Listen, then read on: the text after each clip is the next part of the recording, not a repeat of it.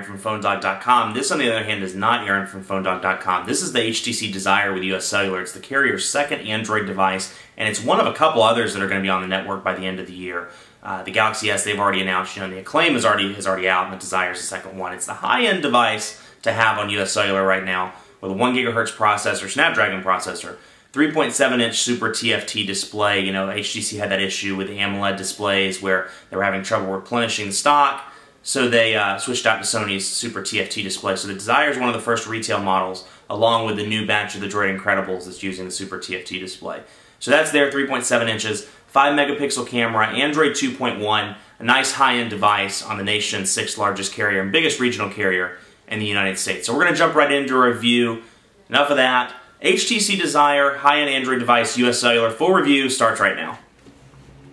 So here's the HTC Desire with US Cellular, and look, I already have a voicemail. I just feel so loved.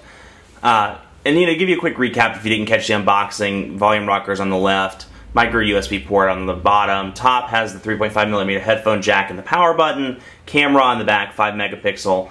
And if you're looking at this point and thinking, this looks almost identical to the Nexus 1, you're spot on. It really is a Nexus 1 with HTC Sense UI. Slightly different design changes, physical buttons and optical trackpad on the bottom versus the capacitive buttons, and the trackball on the Nexus 1, and, a battery cover that's fully removable, or I should say removes, can't talk today, that comes off entirely versus one like the Nexus 1 that kind of split in the middle.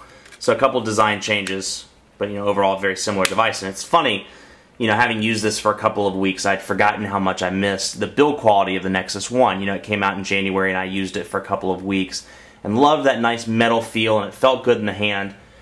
And then if you think back, in April, the Droid Incredible came out, and while it answered some of the issues, at the time they wanted a device like the Nexus 1 on Verizon. It came with built-in storage, it came with Sense UI. The build quality leaves a little bit to be desired if you're used to the Nexus 1 and the Desire. Nice metal feel here versus more of a plasticky feel on the Droid Incredible side. So, and even with the Evo, it feels, given the size, it fits in the hand a little bit differently and it makes it feel a little bit more sturdy.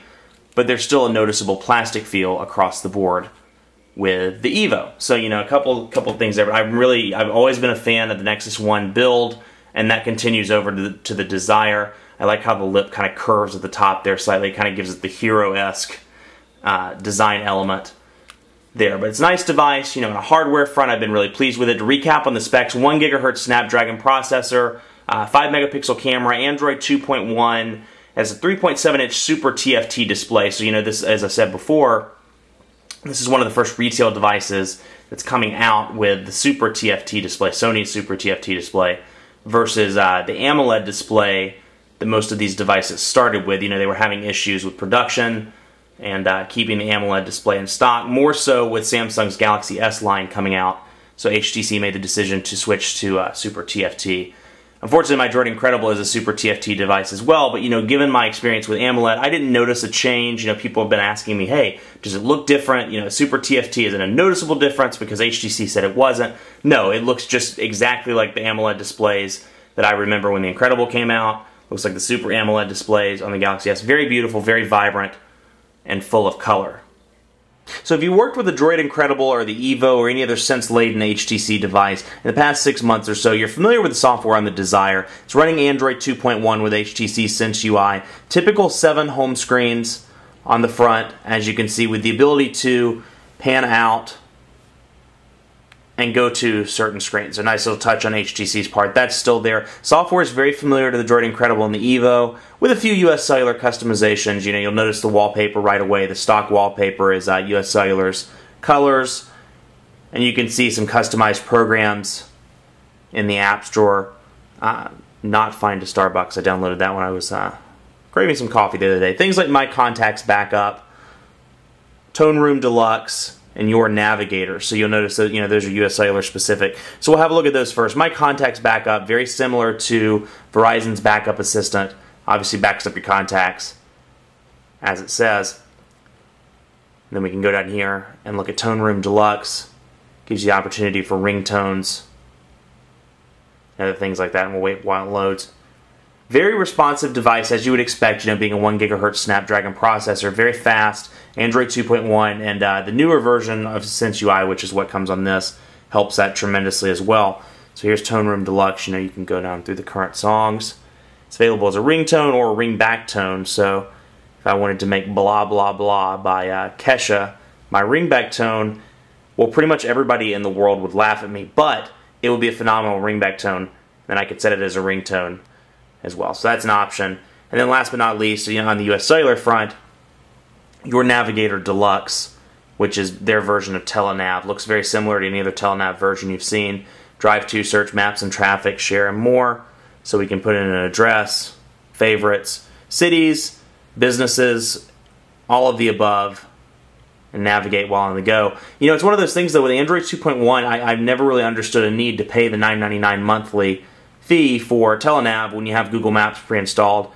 And to me, the interface is so much better with the browser. You go to Google, you type in Walmart, it knows your location, it tells you the local Walmarts, and you can go from there and actually route yourself from where you're at to the Walmart. So it's a nice benefit, and it interfaces well with Android, so I'm not quite sure the purpose of your Navigator Deluxe, but hey, it's on there and available if you want it. Otherwise, the App Store, very similar to other builds of Android and Sense UI we've seen.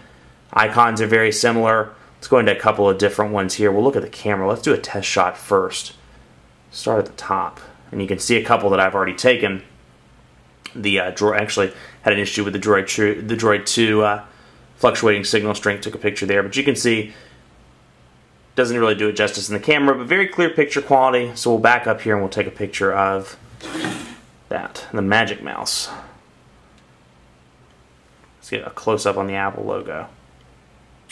And you can see even at 5 megapixels, it's a very good camera. Obviously, maybe not to the likes of the Droid Incredible, the Evo, but a very good camera, much better than average. Great camera for on the go, and then likewise with the video camera. You can see we'll do a test video as well. We're gonna do the mouse.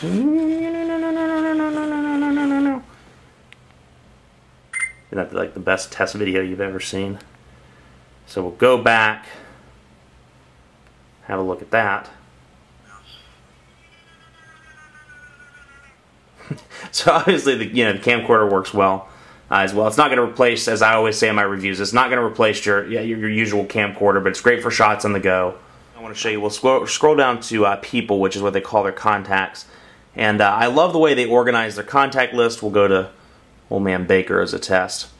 I love the way it's organized and the way it's laid out. You have your picture up here, your mobile. You can send a message based on the numbers you have, store your address, all the typical things that you can do with most contact lists, but you can send them to voicemail directly. So if it's somebody you're not in the mood to talk to that day, you can send the call directly to voicemail. But particularly, I love the bottom structure here, how it goes. You details, you press and hold, details, messages. So if I had any correspondence in terms of messages with Old Man Baker, it would show up in text messaging right here, which is nice. So you can continue to scroll over. Mail shows up in emails. One thing I don't like about the mail is, unless I'm missing something, I haven't been able to get Gmail to show up. It only shows up with POP and other POP and IMAP based solutions. So if you're using a Yahoo address, for example, it would show up in here.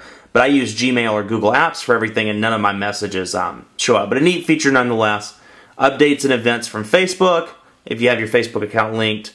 A gallery, link to Facebook, link to Flickr, you can see pictures there. And then your call history, so if I'd had any call history with Old Man Baker, it would all show up. So it's nice. I can scroll directly to a contact and say, when did Old Man Baker and I talk last week? I can scroll over to call history and it'll tell me the time and the date. Assuming that you haven't deleted your call history, it'll tell me the time and the date that we spoke. And then I can scroll over to messages and see if we've talked about whatever it is that I want to talk about. So it's nice to have it all in a little drawer right there, where it's all easily accessible and able to get to on the fly. So it's nice organization on HTC's part. I'll show you the messaging menu as well, which if you've used an HTC device in the past, even year or 2 years with Sense, very little has changed here in terms of the menu front. So I'm going to pull back. We'll send a message to Old Man Baker, which isn't a real number, but